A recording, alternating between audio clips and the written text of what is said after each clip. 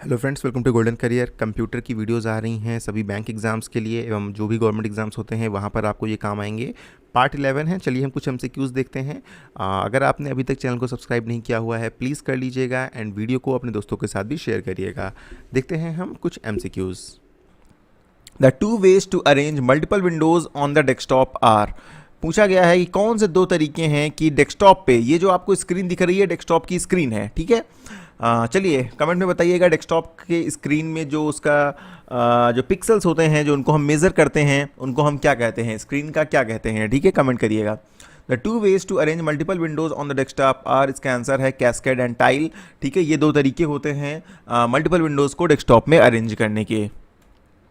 Next है when a command is not available for selection until certain other conditions are met it is called.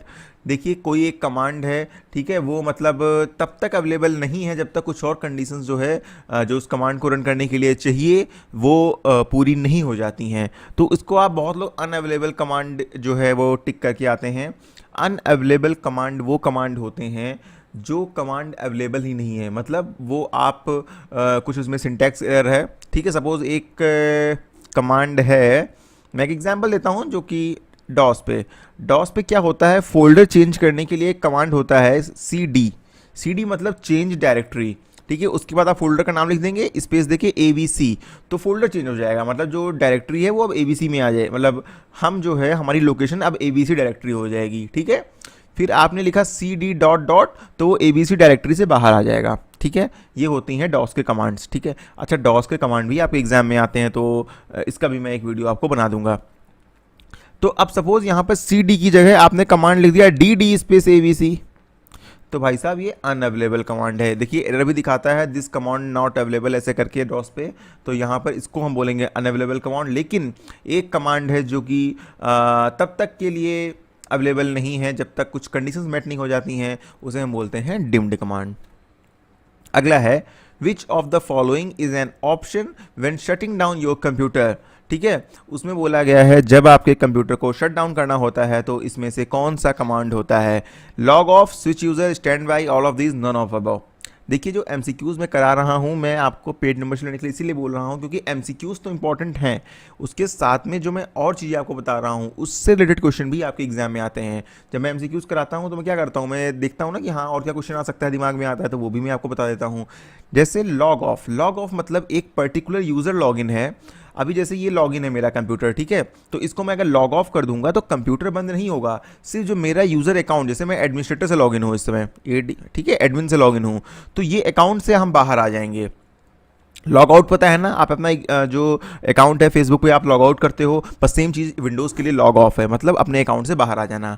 Switch user में क्या होता है, आपका account login रहेगा लेकिन किसी और यूज़र का अकाउंट विंडोज़ पे लॉगिन करना है तो स्विच यूज़र करके आप उसका भी लॉगिन कर सकते हो, ठीक है।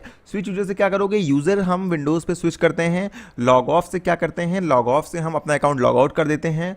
स्टैंड बाई क्या होता है, अच्छा इसका answer none of the above है, ठीक है, ये आपको बता दूं पहले, क्योंकि शटिंग डाउन को एक ऑप्शन होता है शट डाउन का या आपका टर्न ऑफ का, ये दो ऑप्शन लिख के आते हैं, ठीक है। स्टैंड बाई में क्या होता है, स्टैंड बाई में जब आप कंप्यूटर को स्टैंड बाई मोड पे रखते हैं तो कंप्यूटर आपका ऑन रहता है, कोई आप की प्रेस करेंगे, एंटर प्रेस करेंगे, माउस पे डबल क्लिक करेंगे तो फिर क्या होगा, आपका कंप्यूटर ऑन हो जाएगा।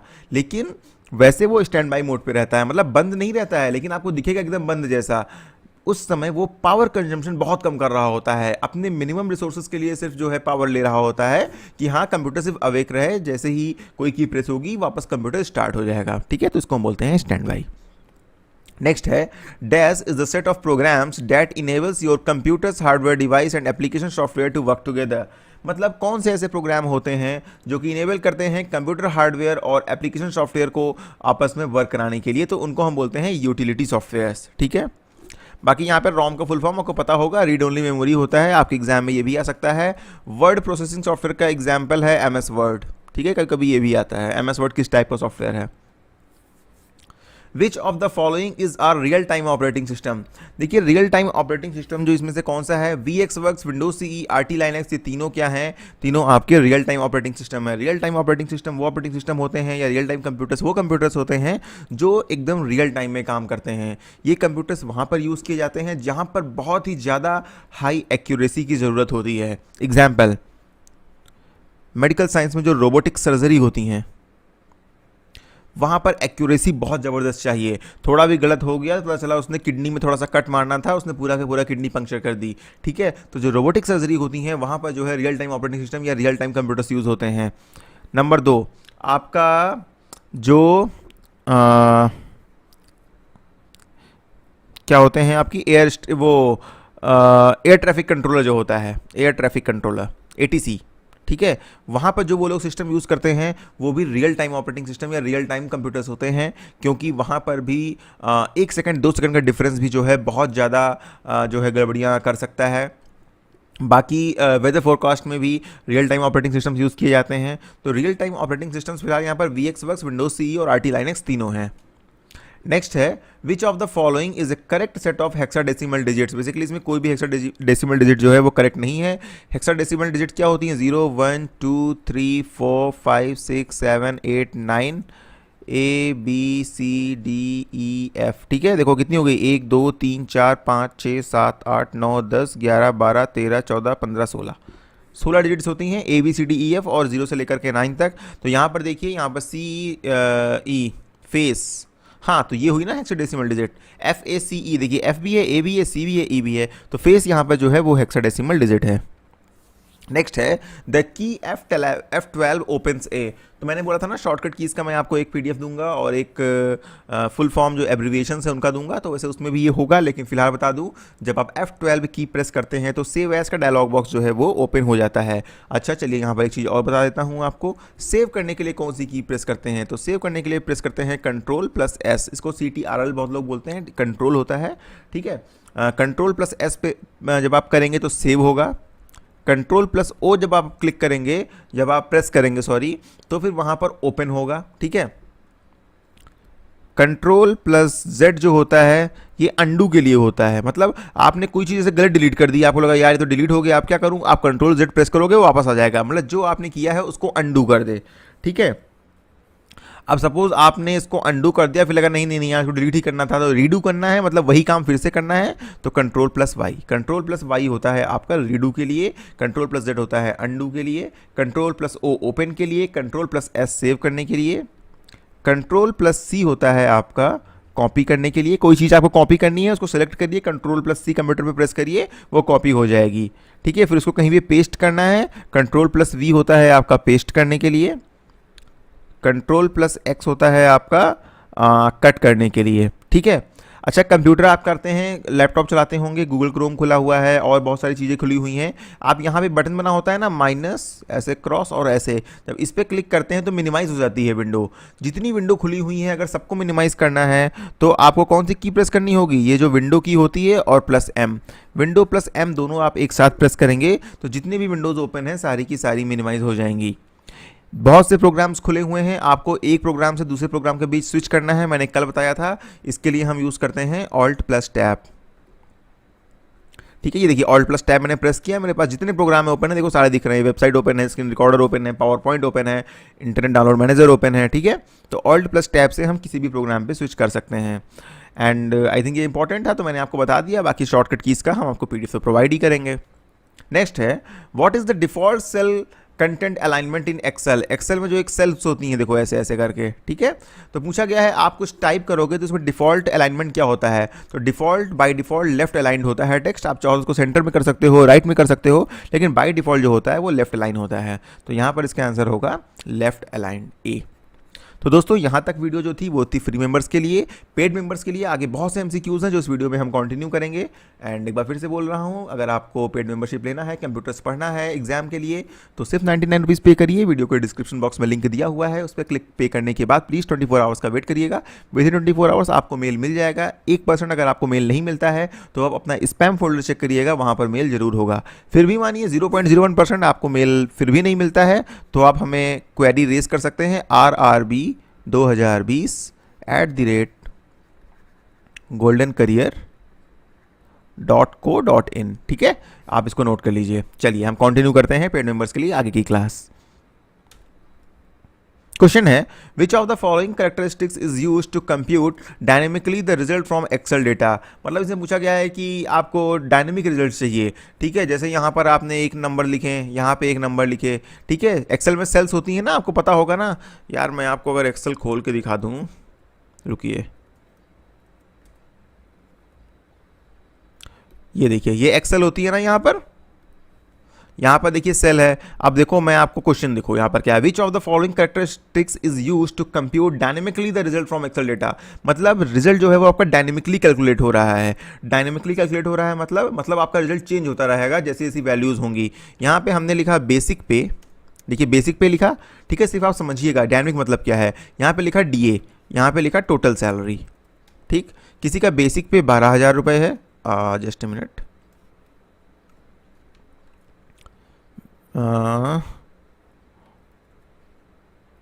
12,000 रुपये बेसिक पे है, ठीक है, उसका डीए 8,000 रुपये है।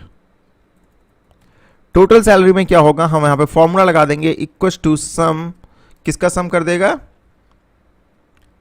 इसका यहां से लेकर के यहां तक, ठीक है, इसका सम कर देगा। ये आपकी टोटल सैलरी देखिए आ गई। अब डायनेमिक क्या है, आप सपोज यहां पे डीए चेंज हो गया, डीए 9,000 रुपये हो गए, यहाँ पे देखो अपने यहाँ पे 21,000 हो गया ना, तो ये डायनेमिक डेटा हो गया। मतलब तो यहाँ पर क्या है, कौन सी कैरेक्टरिस्टिक्स यूज कर रहे हैं हम, फॉर्मूला एंड फंक्शन, ठीक है, फॉर्मूला एंड फंक्शन जो है उससे हम एक्सेल डेटा में रिजल्ट जो है वो डायनेमिकली कंप्यूट कर सकते हैं। अब आई थिंक आपको ये चीज समझ में आ गई होगी।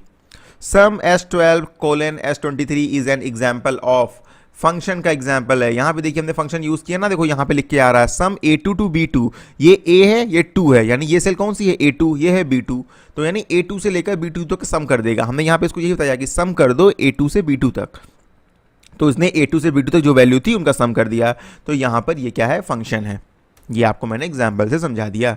नेक्स्ट है which among the following is software technology that separates the desktop environment and associated application software from the physical client device that is used to access it, ठीक है, इसको हम बोलते हैं डेस्कटॉप वर्चुअलाइजेशन। क्या बोला गया है, क्वेश्चन समझिए, विच among the following is software technology, इनमें से कौन वो सॉफ्टवेयर टेक्नोलॉजी है जो सेपरेट कर देती है किसको, desktop environment and associated application software from the physical client device that is used to access it. मतलब आपका कंप्यूटर यहाँ पर है, ठीक है, कंप्यूटर सपोज वर्क यहाँ पर कर रहा है, लेकिन आप उसका जो डेस्कटॉप है वो कहीं और बैठ के एक्सेस कर रहे हैं, तो आप वर्चुअली उसको एक्सेस कर रहे हैं, ठीक है, बाकी आप वहाँ पे चीज़ें देख नहीं सकते हैं, तो फिर इसको हम बोलते हैं डेस्कटॉप वर्चुअलाइजेशन। नेक्स्ट है ई गवर्नेंस इज जनरली, देखिए ये सब टफ क्वेश्चन जो मैंने कहा था ना आज के हम उसमें कवर करेंगे, तो टफ क्वेश्चन यही सब हैं। E governance is generally understood as the use of information and communication technology at all level of the government to provide services to citizens. मतलब ई गवर्नेंस किस लिए यूज होती है, देखिए बेसिकली यूज होती है गवर्नमेंट को जो है सिटीजन्स को सर्विस प्रोवाइड करने के लिए ई गवर्नेंस का यूज करती है। Which among the following are the type of interaction in e governance, तो ई गवर्नेंस में जो इंटरेक्शन होता है वो G2C होता है। G2C मतलब क्या हुआ, G2C का मतलब हुआ गवर्नमेंट टू सिटीजन, तो ये हुआ आपका ई गवर्नेंस में कम्युनिकेशन इंटरेक्शन G2C। नेक्स्ट है which among the following is a technology commonly used in mobile devices to recreate the sense of touch by applying forces vibrations और motions to the user. इसको हम tactile haptics बोलते हैं। आपने कभी phone के review video देखा होगा तो उसमें बोलते हैं हाँ हैप्टिक फीडबैक दिया, तो जो वाइब्रेशंस होता है या फिर टच से जो भी फोर्स अप्लाई करके या फिर कुछ मोशन से हम फोन में कुछ कराते हैं तो उसको हम हैप्टिक्स बोलते हैं। ओके, नेक्स्ट है dash is the process of allowing user of smartphone, tablets and other devices running the Android mobile operating system to attain privileged control to modify the software code on the device और install other software that the manufacturer wouldn't normally allow you. Phone में कभी कभी क्या होता है, आप कुछ चीज़ करना चाहते हो लेकिन देखो अलाउ नहीं करता है, बोलता है आपको इस चीज़ की परमिशन नहीं है। बेसिकली जो प्रोवाइडर्स होते हैं वो आपको हर चीज़ करने की परमिशन नहीं देते हैं। मतलब जो आपका फ़ोन मैन्युफैक्चरर है ना वो चीज़ों को लॉक कर रखता है, क्यों, क्योंकि ताकि फ़ोन ख़राब ना हो जाए। लेकिन फिर भी आपने सुना होगा फ़ोन को रूट कर लो तो ये एप्लीकेशन चल जाएगा, तो इसका ऑप्शन है रूटिंग। अगर एक बार फ़ोन रूट हो गया मतलब आपको सारी तरह की एक्सेस मिल गई, फिर आप उसमें कुछ भी मॉडिफिकेशन कर सकते हो। नेक्स्ट है ODBC स्टैंड्स फॉर, सिर्फ इसका याद कर लीजिए, Oracle database manage, just a minute, it's Oracle database connectivity. कहाँ लिखा हुआ है ये ओरेकल डेटाबेस कनेक्टिविटी, ठीक है, ये जो है आपका आंसर हो गया। नेक्स्ट है which among the following are valid filters available in MS Access. Filter by form, filter by selection, common filter, advance filter सारे अवेलेबल हैं, तो इसका आंसर होगा all of the above. MS Access में सभी तरह के फिल्टर अवेलेबल है जो इसमें लिखा हुआ है, सारे फिल्टर्स के नाम याद कर लीजिएगा जो भी ऑप्शन में मेंशन है। अगला क्वेश्चन है who invented the machine to add numbers quickly and accurately. तो जो ब्लेस पास्कल थे उन्होंने जो है इन्वेंट किया था मशीन नंबर्स को क्विकली ऐड करने के लिए। नेक्स्ट है which of the following units performs the arithmetic task. ठीक है, addition, subtraction, multiplication, division computer में कौन परफॉर्म करता है? ALU परफॉर्म करती है, अर्थमेटिक लॉजिक यूनिट। ये कहाँ लगी होती है? ये आपकी CPU जो प्रोसेसर होता है उसके अंदर लगी होती है, इनबिल्ट होती है। ALU और CU होती है कंट्रोल यूनिट जो पूरे ओवरऑल कंप्यूटर पे कंट्रोल रखती है। ALU होती है आपकी अर्थमेटिक लॉजिक यूनिट जो फिर आपके एडिशन और सब्सट्रैक्शन जितने भी कैलकुलेशंस हैं वो परफॉर्म करती है। चलिए अगला क्वेश्चन है रोम फ्रॉम है, एक्चुअली रोम नहीं है, from which version Microsoft introduced back stage view of Access interface. तो 2007 एक्सेस के बाद से बैक स्टेज व्यू जो है एक्सेस का हम एक्सेस कर सकते थे। What is the maximum font size you can apply for any character? Word में देखा होगा हम फॉन्ट साइज बढ़ाते हैं। चलिए यहीं पे दिखाता हूँ आपको, ये पावर पॉइंट स्लाइड है, ठीक है, यहाँ पे देखिए ये लिखा हुआ है, यहाँ पे साइज 48 है, इसका हम कितना 90 हो जीते, जैसे जैसे बड़ा करते जा रहे हैं इसका साइज चेंज होता जा रहा है। ठीक है, तो कितना साइज हम इसका मैक्सिमम कर सकते हैं? मैक्सिमम 1638 कर सकते हैं, ये नंबर आप याद कर लीजिएगा। नेक्स्ट है if you change Windows 98 to Windows XP which action will you be performing. तो अगर आप ऊपर वर्जन पे जा रहे हैं, मतलब कोई आप पुराना वर्जन है उससे अपडेटेड वर्जन यूज़ कर रहे हैं तो उसको हम बोलते हैं अपग्रेड। और सपोज आप विंडोज XP से विंडोज 98 आ रहे हैं तो उसको हम बोलेंगे डाउनग्रेड। भाई विंडोज 10 आपके पास इंस्टॉल है, विंडोज 7 पे जा रहे हो, मतलब आप डाउनग्रेड कर रहे हो, आप पीछे के वर्जन पे जा रहे हो। Which among the following is Microsoft's core set of application programming interface available in the Microsoft Windows operating system? तो Win API है जो अवेलेबल है, इसको आप याद कर सकते हैं, ज़्यादा कुछ डिटेल में इसमें बताने की ज़रूरत नहीं है। Which of the following is not aggregate function? ठीक है, इसमें से कौन सा aggregate function नहीं है? तो इसका जो आंसर होगा ये क्वेश्चन छोड़ दीजिए, इसमें मैं भी कंफ्यूज हूँ, ये कल की वीडियो में मैं कवर कर दूंगा। ठीक है, एग्रीगेट फंक्शन इसमें से कौन सा है या नहीं है या फिर सारे हैं। ठीक है, तो ये क्वेश्चन अभी मैं छोड़ रहा हूँ। For each attribute of a relation there is a set of permitted values called the dash of attribute. देखिए कोई जब आपके पास जो है कुछ परमिटेड वैल्यू होती हैं, जैसे आपसे बोल दिया कि आप उन कैंडिडेट्स को चूज करके लाओ जिनकी, जैसे आप IBPS PO RRB PO में अप्लाई किया तो ये बोल दिया आपकी एज 20 से 28 के बीच होनी चाहिए। तो ये क्या हो गया? ये डोमेन हो गया, मतलब आपको अप्लाई करना है तो आपकी एज इसी डोमेन के बीच में होनी चाहिए। ठीक है, इसको हम डोमेन बोलते हैं। तो for each attribute of a relation that is set of permitted values, मतलब जो परमिटेड वैल्यूज हैं उनको हम डोमेन बोलते हैं। नेक्स्ट है the dash operation performs A set union of two similarly structured table. तो यहाँ पे ऑलरेडी दिया हुआ है, यहाँ पर यूनियन आएगा। द यूनियन ऑपरेशन क्या करता है? दो सिमिलर टेबल स्ट्रक्चर का यूनियन कर देता है, जोड़ देता है। ठीक है, dash is usually recorded and played, displayed or accessed by information content processing devices which as computerized and electronic devices but can also be part of live performance। Basically जो मल्टीमीडिया होता है वो क्या होता है? वही रिकॉर्ड किया जाता है, प्ले किया जाता है, डिस्प्ले किया जाता है, वीडियो हो गई, फोटोज हो गई, सारे मल्टीमीडिया होते हैं। ठीक है, नेक्स्ट है the software that is use to create text based document is referred as word processor. Microsoft Word पे हम क्या करते हैं? एक टेक्स्ट बेस्ड डॉक्यूमेंट बनाते हैं ना, तो वर्ड प्रोसेसर सॉफ्टवेयर जो है वो हो जाएगा आपका टेक्स्ट बेस्ड डॉक्यूमेंट बनाने के लिए यूज होता है। अगला है dash is a super set of keyword symbols and a system of rules for constructing statements by which human can communicate the instructions to be executed by a computer. Basically एक computer program होता है जो कि keyword का, symbol का और बहुत सारी चीज़ें होती हैं, फंक्शंस होते हैं, उनका एक जो है स्टेटमेंट्स होते हैं जिसके थ्रू हम कंप्यूटर को इंस्ट्रक्शन देते हैं। ये जो आप पावर पॉइंट में यूज़ कर रहा हूँ ये भी एक तरह का प्रोग्राम लिखा हुआ है, स्क्रीन रिकॉर्ड हो रही है, ये भी एक तरह का प्रोग्राम है। तो इसमें इंस्ट्रक्शंस ऑलरेडी दिए हुए हैं ना कि कंप्यूटर को क्या करिए, हम क्लिक करेंगे तो स्टॉप हो जाएगी वीडियो। ठीक है, तो फिर कंप्यूटर प्रोग्राम इसका आंसर होगा। तो यहाँ पर आज के MCQs थे। कोशिश कर रहा हूँ डेली 30, 35, 40, 25 ऐसे MCQs कवर कर रहा हूँ। तो 30 सितंबर तक 700-800 MCQs कवर कर लूँगा, उससे बाहर का नहीं आएगा। अगर आपको वीडियो अच्छी लगी है तो प्लीज़ लाइक करिएगा। Thank you and all the very best for your future.